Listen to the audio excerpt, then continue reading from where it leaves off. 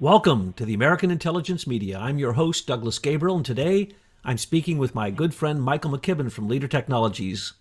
Hello, Michael. Top of the morning to you.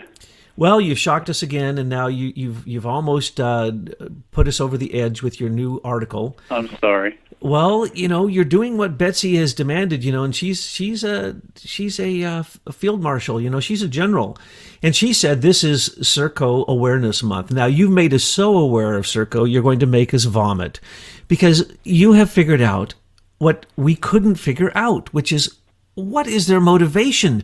Why are they involved in so many different industries, which they're not even experienced at, but every one of these industries is in a way controlling human beings, controlling their movement, controlling their data, controlling war, controlling our economy, controlling our airplanes, controlling the buses, everything that moves. And we kept saying, what is going on with Serco? Why would they have so many fingers in so many pies? And you have figured it out. And it's kind of scary because it goes back to that Richard C. Walker Internet of Things type patent, which is basically aggressive remote control of everything on the face of the earth that moves, including humans. So you've connected those two up in a way that is somewhat frightening, but is definitely indicative of what we fear is our future that is dominated by Big Brother. So tell us about your research. You've been in the mines now for a week. You came out with this great article. You've put it all together. What can you tell us about Serco? Okay, first of all, it wasn't just me. There's a whole bunch of people working on this, and thanks for the kudos.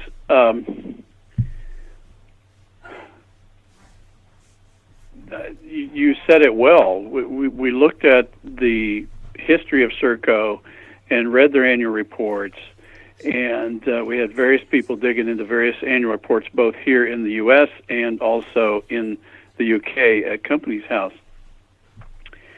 And nothing, Serco, on the surface, is the strangest looking company in the world, because it seems like there's nothing they can't do and don't do.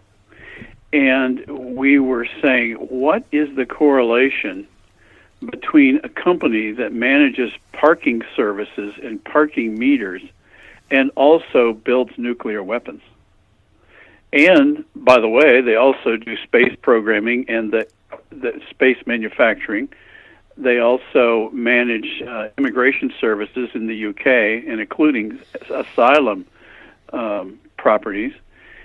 And it just goes on and on. They're in hospitals and prisons in Australia, and they manage about 68 of our air traffic control towers in the U.S.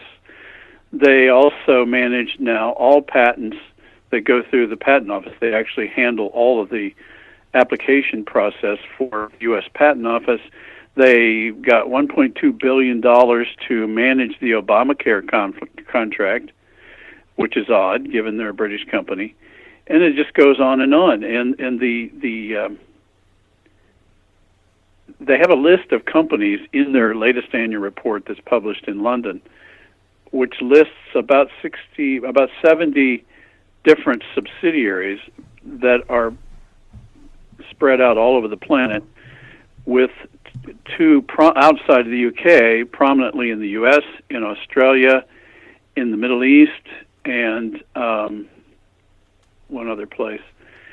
And they're just involved in everything. They've got their fingers in all kinds of pies. And business 101, you need to focus. And there's nothing about this company that's focused. So we were trying to make sense of it, and yes, and yet they have over $6 billion in annual revenue.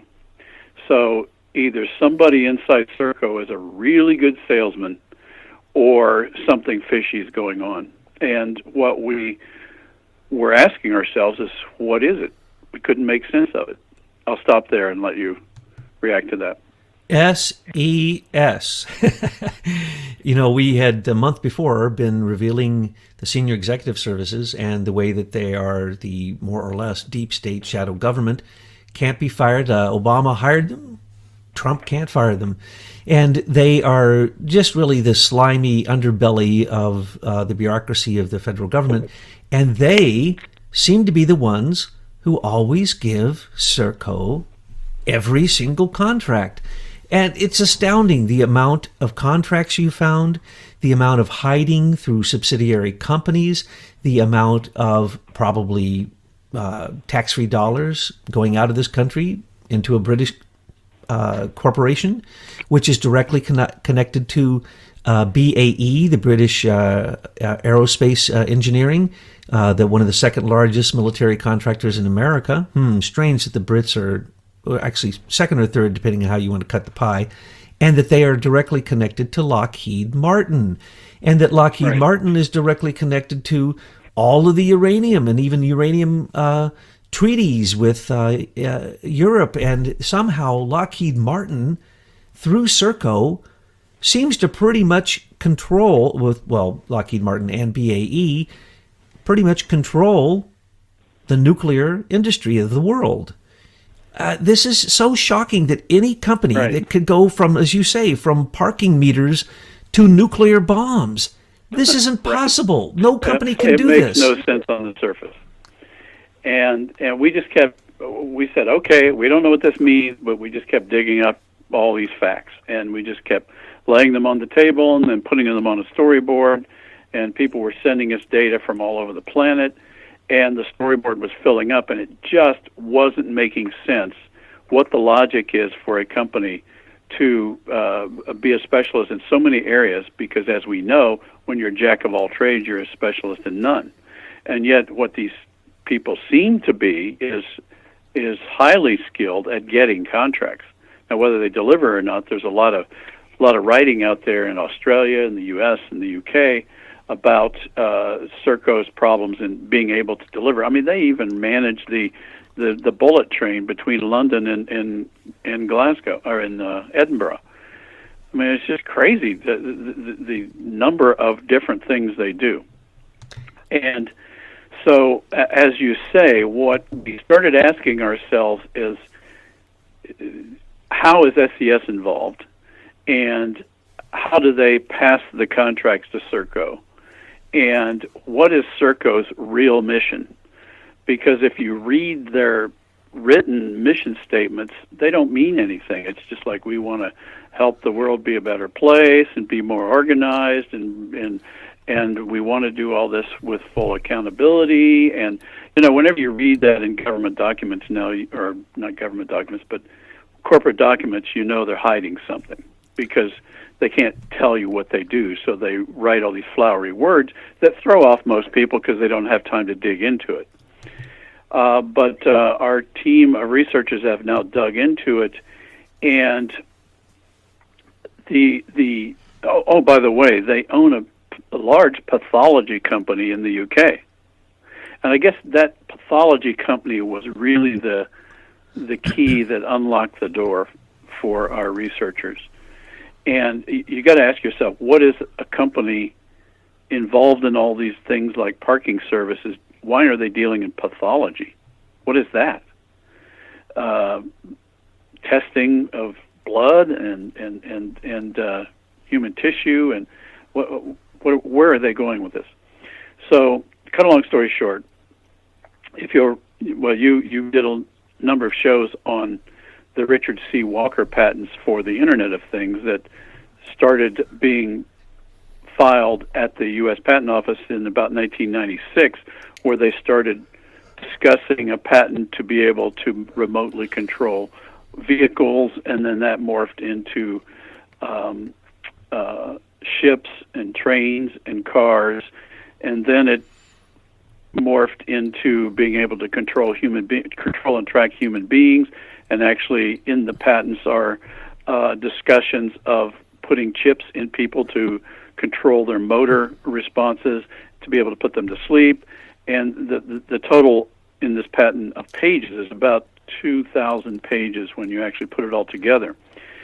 So we started looking and focusing on this idea of the Internet of Things, and the pathology issue was concerning because that's obviously dealing with death many times. Why do people die, and what's the cause? and why? And we're asking ourselves, why would Serco want to be a specialist in reporting on death? And I know that's oversimplifying what pathology is, but stick with me here. So we started looking at the Serco patent, and we knew that, not the Serco patent, but the Walker patents, and we knew that the Walker patents incorporated 5G, which is this new technology, wireless technology, satellite technology that the tech left is pushing very hard to implement all over the planet with. Eventually, they want to have something like 25,000 satellites orbiting the Earth and raining down Wi-Fi on us, which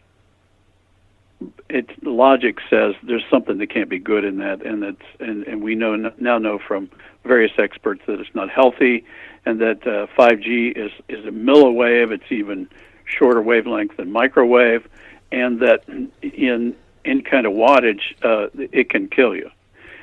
In lower wattages, it can alter your brain state. It can attack different parts of your brain. It can put you to sleep. It can cause you to forget. So there's all different levels of what this 5G Wi-Fi can be dialed up to do. So we started looking at this 5G issue, the Walker patents, Serco, and the Internet of Things. And when we got all of those things on the board, describe it like the Transformer movie. Everything started locking into place. You started hearing all these clicking sounds, click, click, click, click, click, click, click. And we realized what Serco is there to do. Serco is there to manage this Walker patent implementation all over the planet, and then to be able to dial up the 5G and its effects, which will include killing people, and then also deal with the aftermath, and also deal with immigration, with healthcare, with prisons, with pathology. And we said to ourselves, oh my gosh, Serco was organized to manage the reduction, the eugenics reduction of various countries, and then to deal with the aftermath.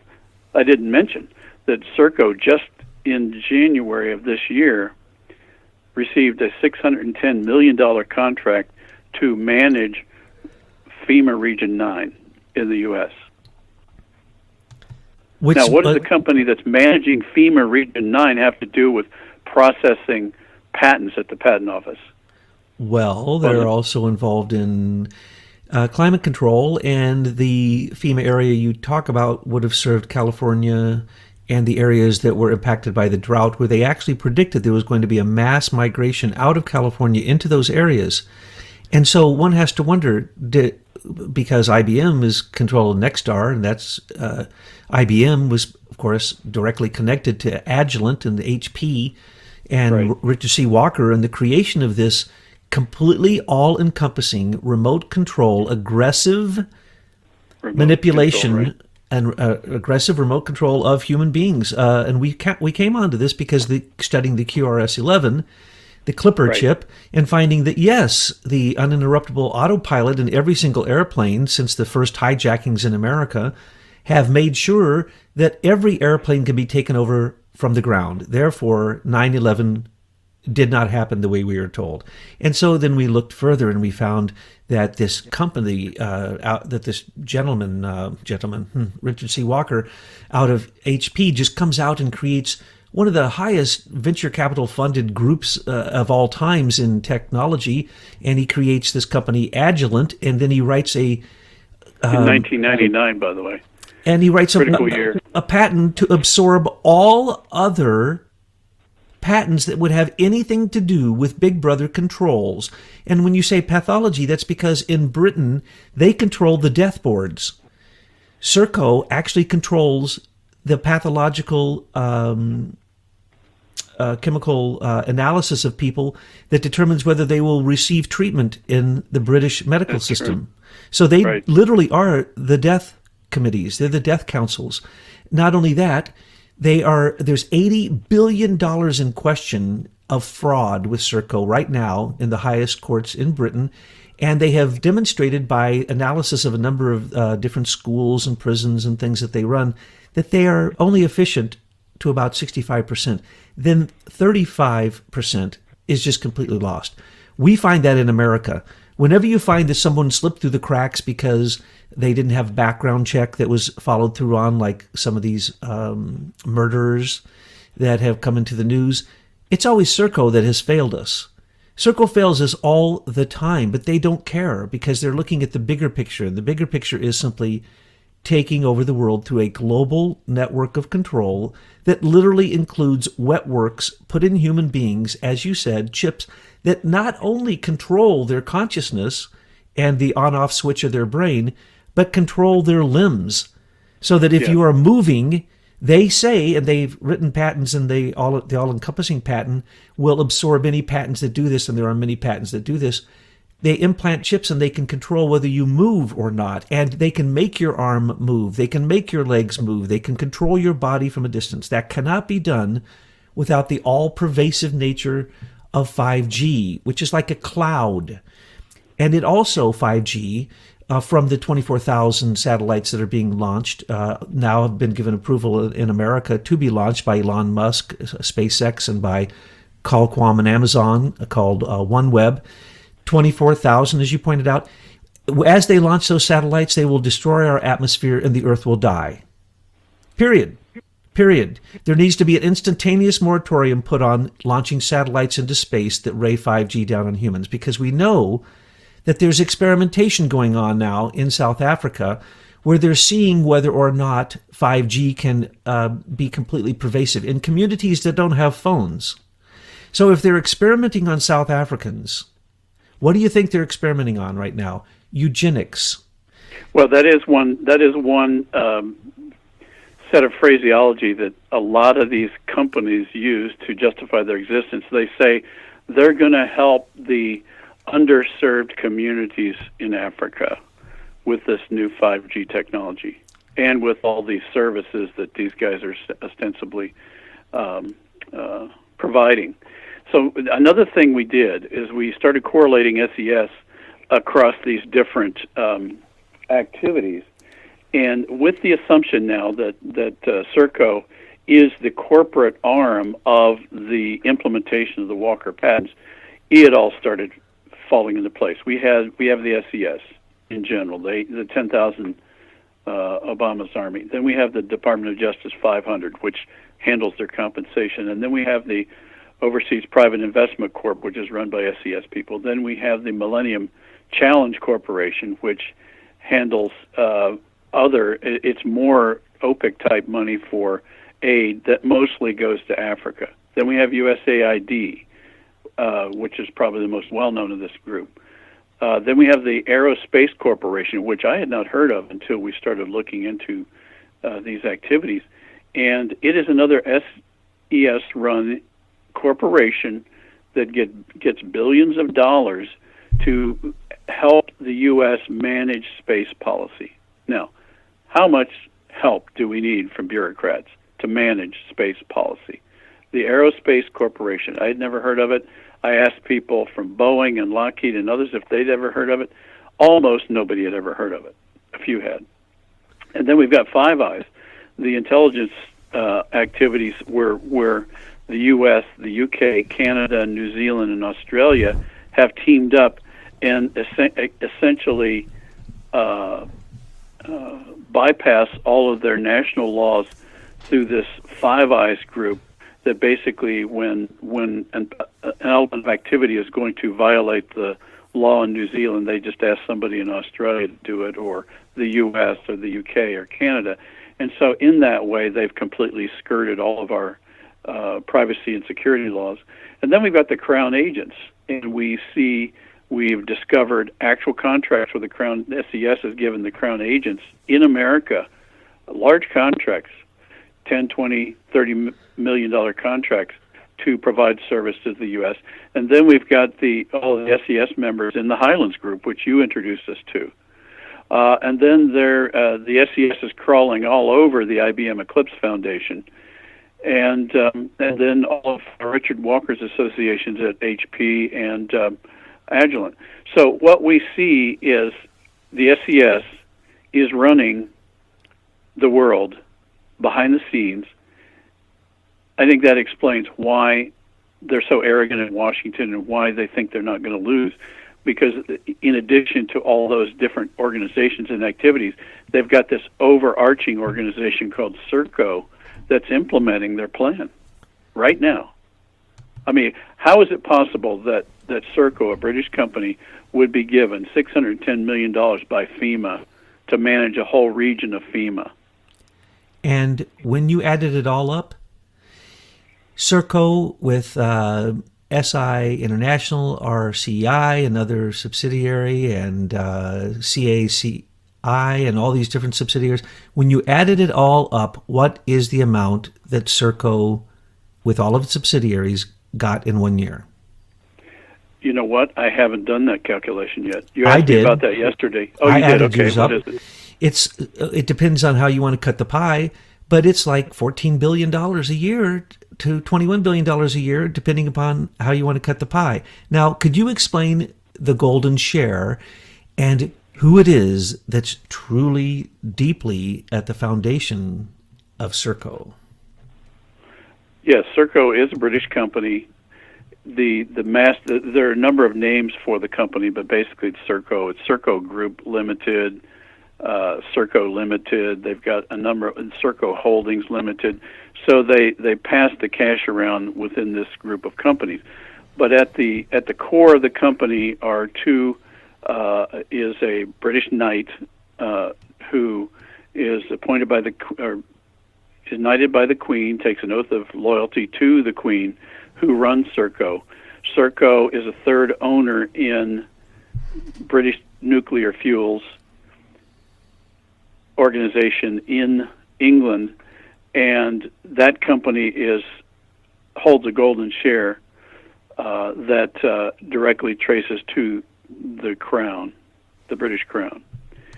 So one thing you got to realize is all these control mechanisms are convoluted. So if you're just coming in from the outside, it may seem very confusing. But the bottom line is nothing of this strategic nature goes on in the UK without the Queen holding a golden share or the Crown holding a golden share, whoever's the monarch at that point.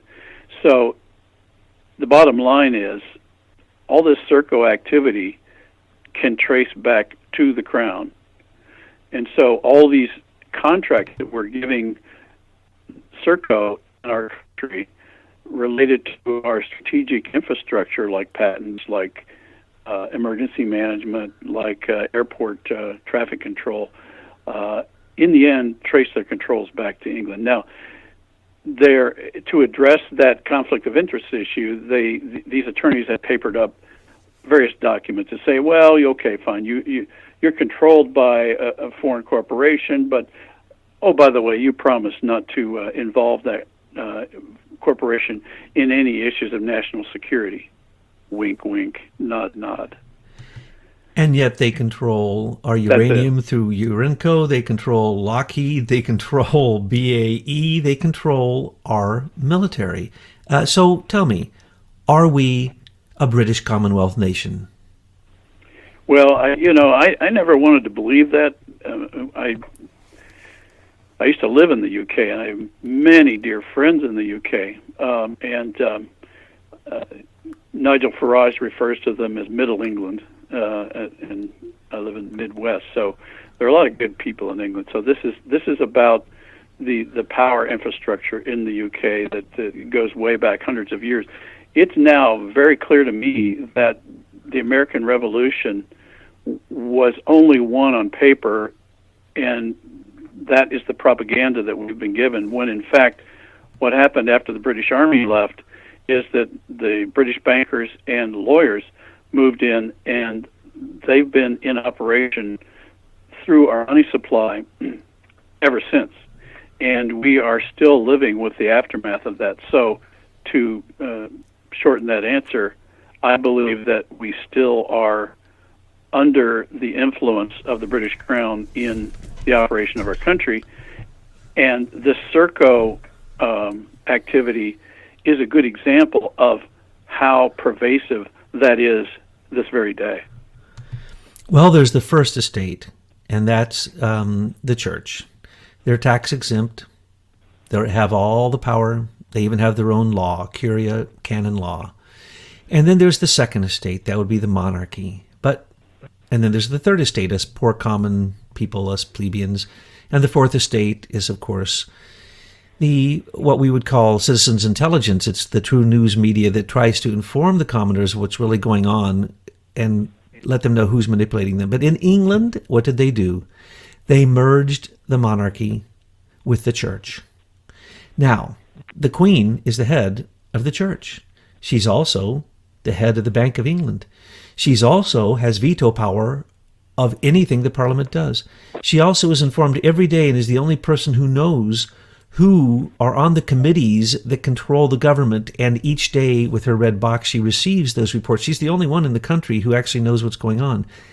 People in top committees controlling major sections of the government don't know who are in the other committees.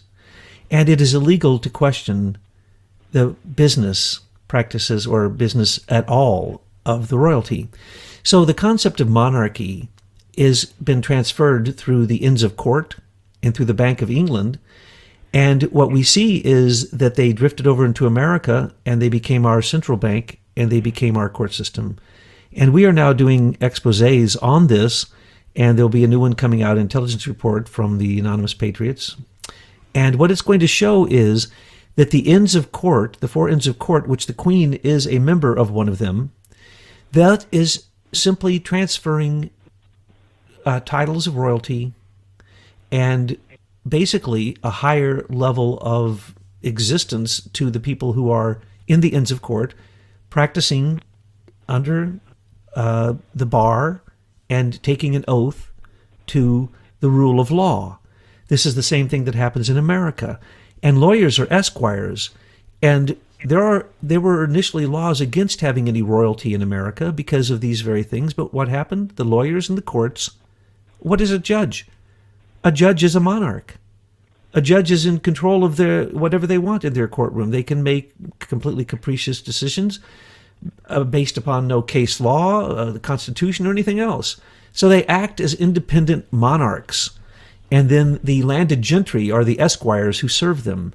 So what we're seeing here is the British system has never really left the American system, but we did not know the mechanisms until we started doing this research just some months ago when we joined forces with Michael McKibben and your great investigators, friends at Americans for Innovation, and all that you guys do at Leader Technologies still do. And as we put these thoughts together, we were able to see that what used to be considered conspiracy theories, we now have created the indictable evidence to show that they are not theories and they are not conspiracies. Yeah, we have the actual contract now. I had heard many of these things over the years and had never taken the time to dig. But now that our researchers have actually dug up the contracts, this is all very real, folks. The money is flowing. Our taxpayer money is flowing like a great rushing flood out of our country. It's being siphoned through the British banks in London, UK, and then it's being fed through organizations like this Serco to implement this monstrous strategy they've got to lower the population. And this issue of it's not a conspiracy theory. Eugenics has been around a long time. Many proponents, including the current one everybody's aware of, which is Planned Parenthood. Why is that dog so hard to kill? Well, it's because it's a key element of this globalist plan to reduce the population, which they have openly stated in various forums. We just double-checked everything in the last few days.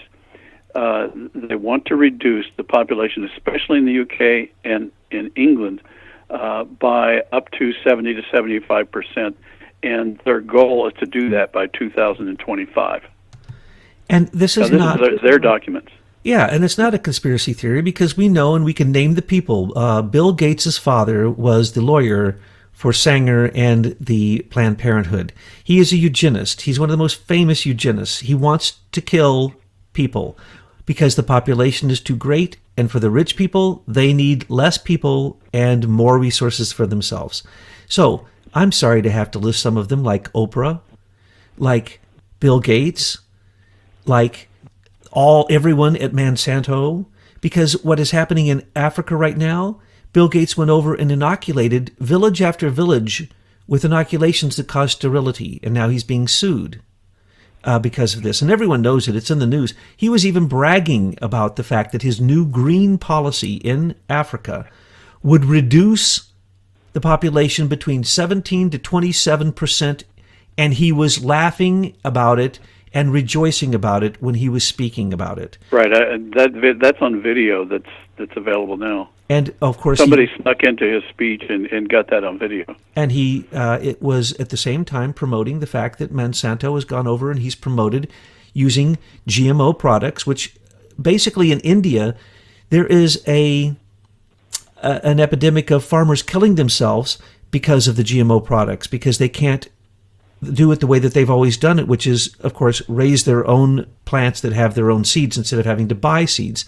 So in India and Africa, he's killing people right and left because he's wiping out farming, because he's supporting Monsanto seed only, and he's promoting these inoculations. And the World Health Organization, the reason that Trump defunded it by 50%, I believe, was because they found out about these inoculations, and he says, I'm not going to have anything to do with it. So this is an open plan of the United Nations to depopulate the world. This is not a conspiracy. I could name many other people who were involved in this, but let's put it this way. There are two things that the richest billionaires in the world want. First off, to extend their life at the cost of others if necessary, and that's the reason they do so many blood transfusions with teenagers. And it's perfectly legal once you're 18. And then the second thing they want is depopulation. Why? As they've said, they have so much money, all they need is more time to spend it and not so many people to get in their way so that they can have the resources instead of sharing them with others. This is the logic of a Peter Thiel who says the only business plan that works with technology is a monopoly. And corporations were all created by monopolies.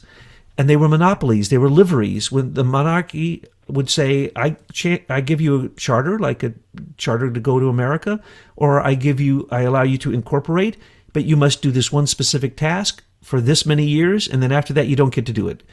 It's a granted monopoly by the monarchy. Later, the parliament started to do that for other incorporated groups. But there was no legal liability limitations on these corporations. If they had a problem, they had to pay for it. Now we've turned corporations into being humans. They have more rights than a person. So the common person in America who's supposed to have unalienable rights, we don't, because there are esquires above us, landed gentry, nobility, who control the courts, which is the monarchy and the elite. And if you want to count the federal government, that would then include Serco, USAID, all the ones you mentioned, OPIC, all those. And by the way, when you mention those, that's $100 billion a year that is spent outside of this country for no good purpose. We get no returns from any of that $100 billion that we give away. And so you've always heard how, developing countries need our help. That isn't what's going on. We are manipulating and fleecing. Well, one of our researchers is trying to get information on OPEC right now, and they're stonewalling him, and he was specifically looking for accountability reports on these hundreds of millions that they send to various places around the planet, and can't even get it. There is no accountability. It's just like with Serco. They say, please show us your records, and they can only produce 65% of the records. 35% of the people that they're supposed to be keeping track of, they're not even in their system. And so they're getting sued on a massive level. Serco should simply be closed down, and any transnational corporation that is not hiring Americans in America and paying American taxes should not ever receive a government contract period. Well, I was just speaking with one of my shareholders before this interview, and he's retired from the steel business, and we were talking about there seem to be two groups of people in our country. There seem to be people who work hard, create real value, and sustain our economy. And then there's this whole other group, like Serco, like SES, that do nothing but suck that cash away. And one of the things that's becoming very clear to me is that none of those people are creative. They don't actually do any work. They shuffle paper, they put money in their pockets, and they take care of their friends. That's their main job. So our proposal to President Trump is you can defund this entire cabal, and we won't notice a difference. Everybody's afraid that we'll lose something or we won't get some service if he takes all this down at once. And so he's got to do it a little bit at a time, is the logic. I'm not so sure that's true. I think if all of that cash to all of these organizations stopped tomorrow, you and I on Main Street would not even notice they were gone. We would benefit. We would have an infrastructure. We would not have a national debt. We would not have an IRS taking our money before we get it. We would be able to own our land without having to pay taxes on it year after year after year. We have solutions to these things. They may seem like gigantic problems, but the solutions are quite simple.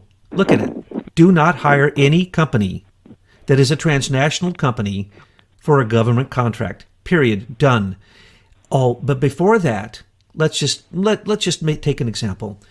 George Soros is the enemy of America. $18 billion that he just gave to his Open Society Foundation, Tides Foundation, which are going to then give it to 184 non-government organizations that they support. What happened? He stole that money from the stock market through his quantum hedge fund in Caracas. He hasn't paid any taxes. How can this man then turn around and donate money to not-for-profit organizations when it is stolen money? Okay, here's the solution. Real simple. Who is the monarch of offshore accounts? That would, of course, be Queen Elizabeth. In the Commonwealth, most of her countries are offshore accounts and tax havens and basically illegal. And they do what? Right. By the way, Serco's got holdings in Guernsey, in Jersey, which are two islands off the coast of the UK, and then Cayman Islands, and in just about every tax haven you can imagine. And when you actually go look up what those companies do, it's clearly a shell company that just moves laundered money around. And you've pointed out that Serco uses money from the Cayman Islands, huge, hundreds of millions of dollars to buy subsidiary companies that then basically, once you buy the 25 companies doing the work for the government, you have a monopoly, and they just use offshore account money to filter into this country to buy existing United States corporations and fold them into their illegal basically fleecing of America. But and if somebody says, well, how do they get away with it? It's pretty easy when you do one of these bogus criminal transactions, and then if anyone challenges you, they're going to take it to court, and in that court you've already got a judge that's in your pocket, so the case is going to be thrown out. So that's what's going on here. It's a huge global Ponzi scheme. And corporations, because they're higher than a human being and higher than a citizen, and they're given rights that are extraordinary and beyond the rights of human beings, they get tax breaks, they get to cheat, they get to move money out of the country. I don't get to do that. They get to do whatever they want, basically, and none of them ever go to jail. They simply get fines, and we're going to be showing some of these corporate crimes soon. They'll rip off $200 million and have to pay a $10 million fine. Hello, that's a price of doing business because they don't pay taxes. That's nothing more than the taxes that they're paying. So offshore accounts, no, done. Overnight, the president simply writes an executive order saying no money shall ever, ever leave this country again into a tax haven. We wouldn't have to charge Americans taxes, IRS. Social Security would be provided by corporations that are skirting around paying taxes. And these corporations, when they're foreign corporations and owned by monarchies in foreign countries, and this is not a stretch of the imagination, the existing monarchies have that, and then the what they call the black monarchies, the monarchy that no longer rule, they still have tremendous power because they all belong to the Knights of Malta, which is the largest insider trading group in the world. So these corporations are more powerful than some nations, and in many cases they control nations. And what we're working with here is a simple process to stop the mechanism of illegality that has been brought over from England, that was taken from the Vatican and Curia law and the Vatican Bank, turned into basically imperialism in England, in Germany, and in Holland, brought to America. They fought over America, and it looks like the Brits won, and we are a British Commonwealth, because what you have revealed with Serco, it's staggering, and we know that all that we've found is still not the full truth. I'm sure there's much more, but those things are probably so hidden that we haven't found them yet. Well, the contracts that are available online in the U.S. I mentioned the 63 airports and the patent office, but Serco also supplies all the data systems to guess who? SES and the Office of Personnel Management.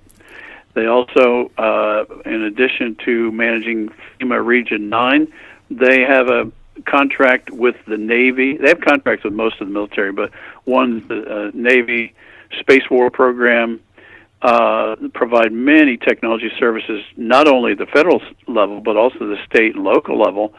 And we counted, of the published 5,000 published contracts, 75% are with the Department of Defense, and that totals $6.2 billion that they've received since 2005 to the present time. And that's just the U.S.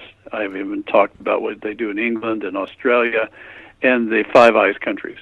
And those Five Eyes will be the ones controlling the Internet of Things and the Yes. wetware that controls the globe. Now, you're nice to the British people. You've been there, and I've been to England many times, and I like the British people a lot. But I'm sorry, I now have to tell you, they are our enemy. Five Eyes, those are five knives in our back, the four knives in our back. Britain is not our friend. They interfered in our election more than anyone. Christopher Steele is an ex-British spy. Stefan Halper, the person who actually was the embedded spy in the Trump campaign, as well as Sergei Parachenko, as well as Carter Page, as well as others, all worked out of, that's right, London. The very man that supposedly Papadopoulos said he wanted the 33,000 emails of Hillary, that the Russians supposedly had. That's a lie. He never said that. He was told that they had that. And the Maltese professor, Professor Joseph, I say his name wrong sometimes, Misfud, M-I-S-F-U-D. Anyway, he was a setup along with Alexander Downer, who was a great donor to Hillary, the Hillary Clinton Foundation. They all worked out of London.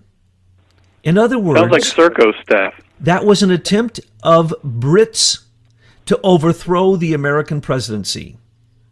I want all Brits out of all contracts, out of all intelligence agreements. We know that the British came over and used Fort Meade, Maryland as one of the Five Eyes to spy on Trump in Trump Towers, so that we always use foreign intelligence agents to do our dirty work in our own country. And the Brits are the number one. You can't even compare it.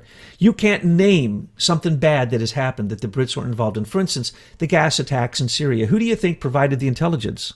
Only Brits. And by the way, it looks as if it's an American company, 63, but it's not. It's not. It's a Serco-owned company as part of CACI, so well hidden you can't even find who owns it. And then who do they say they are? Well, by the way, CACI executives formed the precursor company that Serco bought.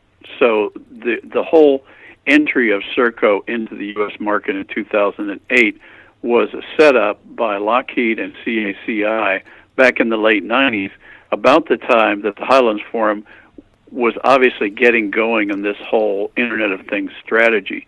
So all roads lead back to the SDS. And Serco is their, their corporate arm to implement Walker's patent. It's really clear. You can lay the timing of Walker's filings to everything that we've seen occur in the Internet of Things.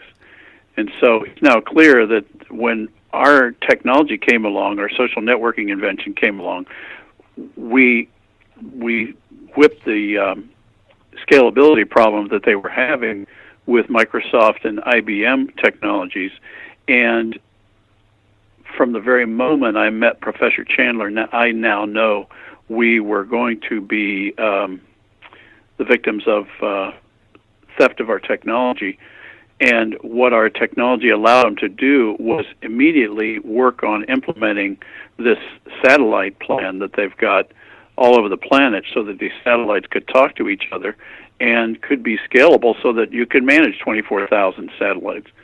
So we can see what's going on, and knowledge is power. And I think what we've got to do as citizens of this country is rise up now, no longer expect anything but misdirection and lies from our government, and we've got to take our government back as citizens. The Constitution allows us to do that. We have to do it. It is so broken, I do not believe it can be fixed or reformed. It's got to be remade. I quite agree.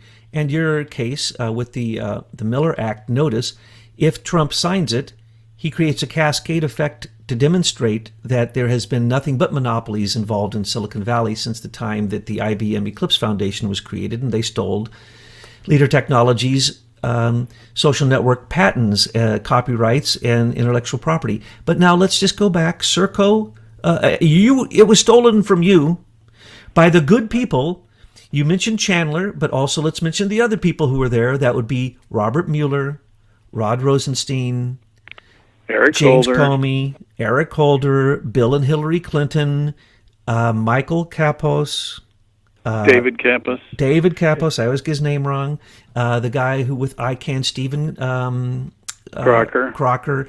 We are talking about the same handful of corrupt people who've done this. Now, they stole it from you, but then look what they did. They let Serco come in, and now I got to make this point. I've got to make this point. There are a number of patent holders and intellectual property holders that were stolen from in addition to ours. Ours was the framework, but there were a lot of others that were also cheated. But yours was the one that created the ability for scalability for social networking. The scalability issue with social networking, yes. So just like Richard C. Walker's patent, that everything subsidiary to it has to come to it for certification and or approval and or being able to connect to the primary patent. You would have had the primary patent, and when they tried to cheat and put backdoors and tried to surveil, you could have said no. Now, we can do that now. No, so, our plan was to say no. Exactly. And you already had said no. We already had the controls in place to respect people's personal privacy and property.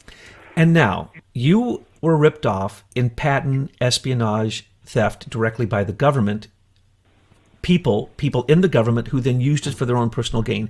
What happens now? Serco looks at every single patent, and the company that wishes to put wet works in you and control you in aggressive remote control of all aspects of your life now controls the patent office. So if any new patents come up that can support them or the Richard C. Walker patent of the Internet of Things taking over all things on the earth, they will simply get first choice.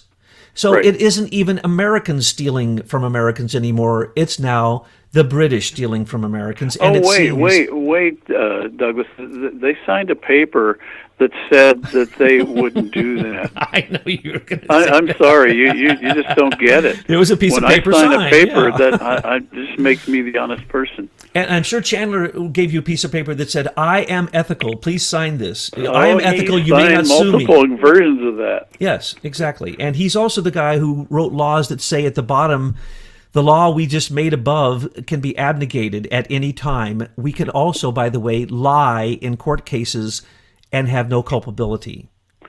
Right. What a guy. False Statements Accountability Act of 1996.